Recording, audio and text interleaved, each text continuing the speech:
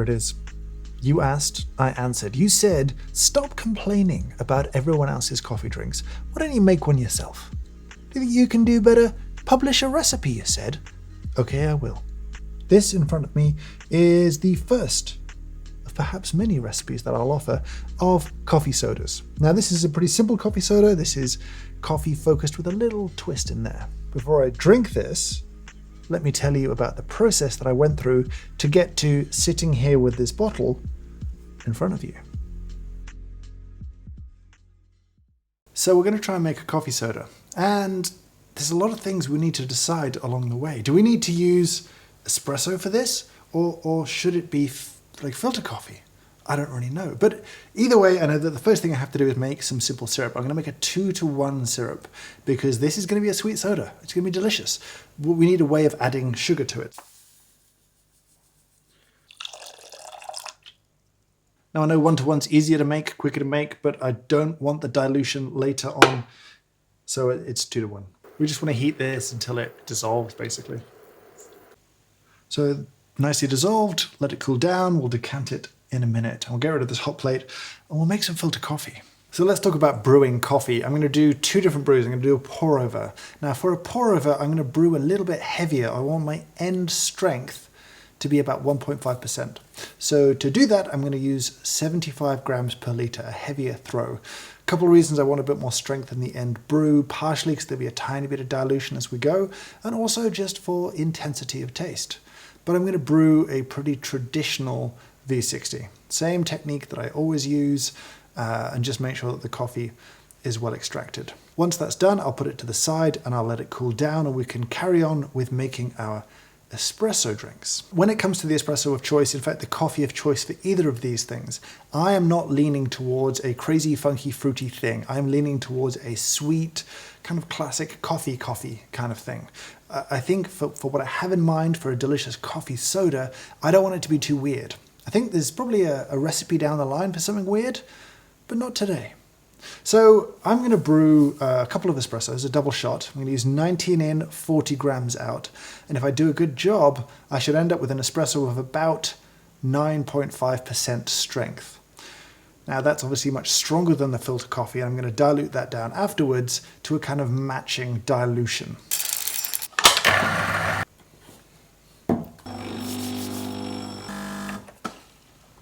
"41 grams, that's workable. Now this is, I'm sure, a very delicious espresso, but it's got some problems. When it comes to our desired use of a soda, well, we need to filter it. We need to paper filter this espresso to get rid of any suspended material. Now that suspended material is a problem when it comes to carbonation. It provides nucleation points and it will cause CO2 to come out of solution. It'll make it really fizzy and frothy and problematic. So we have to paper filter our espresso to clean it up, get rid of all that stuff. So it's bye-bye crema, bye-bye any suspended material in there.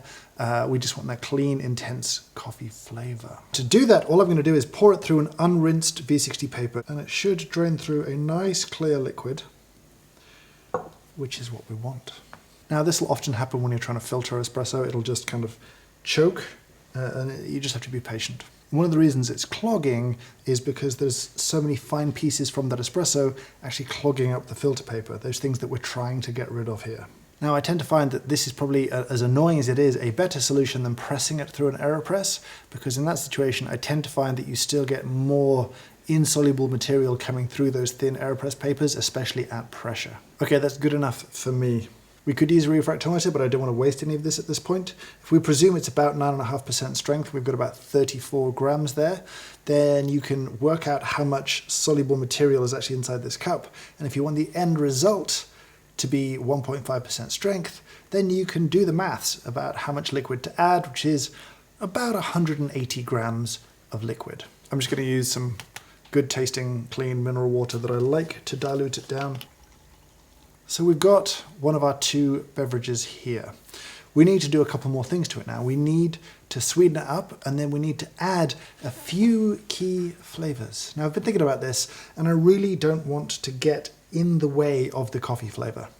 I want to give it room to breathe. I want to almost emphasize it. So after I've added the sugar, there's something else I want to add just in a tiny quantity to see if it can just lift up that kind of coffee flavor, warm it up a little bit more. But first things first, our sugar syrup. So I've got 215 grams of beverage. I'm going to add 30 grams of simple syrup, of which 20 grams of that is sugar. So it'll give me 20 out of the what will then become 245 grams, which is about the sort of starting sweetness I want to work with. Some soft drinks get all the way up to about 10% sugar, but they're generally counteracting quite a lot of acidity. I'm not sure we're going to have that much acidity here, and I don't want to go too sweet. Squeeze bottles are the best.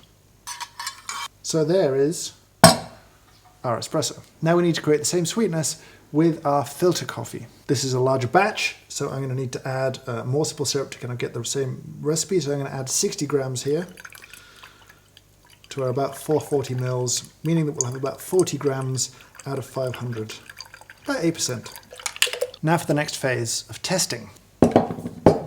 My theory is that a small amount, just a tiny amount of chocolate bitters will add a nice amount of bitterness to it and also just round out the flavors, soften them up a little bit. But I don't know actually which chocolate bitters I want to use for this. So I've got 3 different ones here. We're going to do samples in 2 rounds. So we'll do filter coffee first. We'll pour 3 filter coffees. I'll add just a little dash initially, just to taste, and then see which bitters I prefer, and then run the same test with the espresso-based beverage.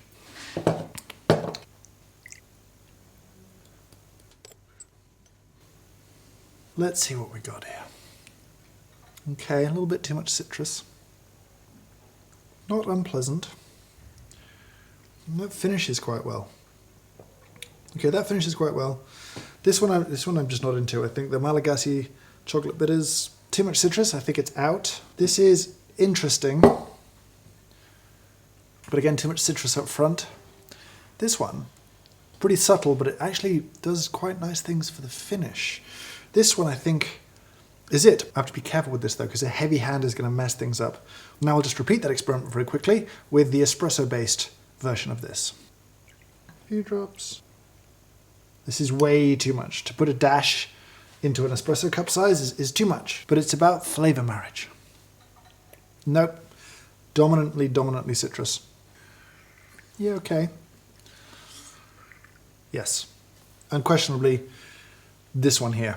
And I think, having tasted the 2 now, I'm leaning towards the espresso version. Like a really nice amount of bitterness, a little bit of acid, nice intensity of flavor. I might actually go just a little stronger, so in that next round, I might dilute that a little bit less. One more addition that I need to make up really quickly. It's a pretty simple thing to make, and that's a salt solution, a saline solution. We're going to mix 20 grams of salt into 80 grams of water. So it's a 20% solution that way. We're going to use just a little bit of this because salt does wonderful things in tiny amounts where you can't really detect the saltiness of it. So we're going to make some of that up quickly and then get it into a dropper bottle. Then I'll pull a fresh round of espressos, I'll strain them, I'll dilute them, and then get them down to 2 degrees Celsius. So now we need to talk about carbonation, which is actually so important to me. Now, one of the first things about carbonation is that you need your liquid to be cool. There's a kind of peak in carbonation in terms of the ability of water to dissolve CO2 at around 2 degrees Celsius. As such, what I'm going to do is decant this into this plastic bottle that I need for carbonation. I'm going to put a temperature probe in it, and then I'm going to put it in the freezer so that I can track its temperature, make sure I grab it when it hits about the right point. So it's now time, this being nice and cold, to carbonate it. So what we need to do is get rid of as much air as possible, because that gets in the way of good carbonation. So we're just going to squeeze a bunch of air out and put this little special cap on. And then I've got with me from home a kind of carbonation rig that uses like a big CO2 tank. So to our empty-ish of air bottle, open that, and then we add our CO2. So this is full of CO2. What we're actually going to do now is drain it out of CO2. We're going to depressurize it and repressurize it again. Just because we want to make sure we've got maximum CO2, minimum air in this thing. Then we're going to chill it a bit more, and then we're going to drink it. Let's have a little taste.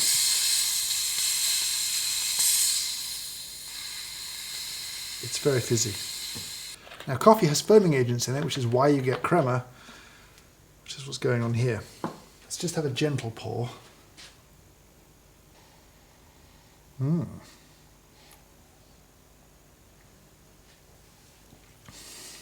Oh, that is fizzy. Okay, it's not perfect yet. Wow, that's fizzy. I love carbonation, I really do. That is really fizzy. It is in need of a bit more coffee flavor. The sweetness is about right. Could do with a touch less bitterness. Now I'm not going to tell you too much about how that tastes because based on what I'm tasting here, I'm going to make some recipe tweaks. I'm going to brew some more espresso. I'm going to rebuild this soda from the ground up, tweak it, make it really delicious. And then I know what I have to do. I know what I have to change. I think I can make just a really tasty, fresh coffee soda. I'm going to do that. I'm going to make that new batch up, going to nail down that recipe. I'm going to publish that recipe on my website, a website that I built with this video's sponsor, which is Squarespace. Anytime I need to build a website, now I use Squarespace. And I do so because it makes building websites incredibly easy and kind of fun. It doesn't matter what the website you want to make is for. It could be, like mine, a kind of portfolio, a showcase of your work, but it could also be for a cafe or a coffee business. And you can start with one of Squarespace's templates, but very easily customize it, personalize it, make it truly yours, represent who you want to be online. One thing I truly love is that there's nothing to patch, there's nothing to upgrade, you don't have to worry about any of that stuff, and there is 24/7 email support. But you don't have to take my word for it. Use the link below, go to squarespace.com, sign up for a trial, and build something. Create something. And after 14 days when you're ready to launch, use code James Hoffmann, or the link down below, for 10% off your first website or domain purchase. Thanks to Squarespace for sponsoring this video. All right, welcome back. We are ready to taste this thing, the, I hope, final iteration of this thing, the recipe that will be on my website, link down below. I don't have a bottle opener, so it's going to be a screwdriver effort to get this thing open, because for some reason I thought I should cap it, because it looked cool. And it's like a bottle of soda. Should get a label next time. Job's done. Ooh, now, smell-wise, you get like a little citrus and then a nice kind of coffee hit on the nose. Now this is going to be a fresh soda, and by that I mean this isn't going to keep for a long time. This isn't pasteurized for one, and two, the coffee will begin to degrade over time. These are definitely fun to make in a batch. I would recommend doing that, but I would drink them pretty quickly before they develop that kind of stale, unpleasant coffee taste that you find in a lot of bad cold brew. To carbonate this, you don't need a carbonation rig like mine. You could use a soda stream, or you could use like a cream whipper with CO2 cartridges instead of the cream whipping cartridges that you normally use with those. There's lots of ways to carbonate. I just like to do it at high pressures in large volumes because I can. Shall we have a taste? Oh yeah. Now, this recipe, this drink, is only as good as the espresso that you start with, right? Like, it's really a reflection of that thing. I didn't go with like a wacky, wild, natural or anything like that. I went with a clean, washed coffee that is sweet and delicious. And as a result, this beverage is sweet and delicious. Now, that little hit of citrus from those coffee bitters with that nice little chocolatey finish there, that is really yummy. This is good. This, on a cold day, would hit the spot. Sweetness is nice, carbonation is nice. This isn't a super high level of carbonation. I haven't gone crazy on this. If you're bored, you can weigh how much CO2 you're adding. It's actually a measurable thing. Very carbonated beverages, you'll add about 6 grams of CO2 per litre. So you can weigh before and after carbonation and actually see the difference. Here we're at about 3, I would say. So pleasantly fizzy, sparkling, but not like an angry, angry fizz. Then you can end up with a kind of a raspier, harsher kind of carbonation that I don't think this really warrants or actually works that well with coffee. This is pretty good. At this point, what would I change? What would I improve? I'm pretty happy with this. I think it's pretty good. It's restricted by having to be fresh, but it's nonetheless pretty enjoyable.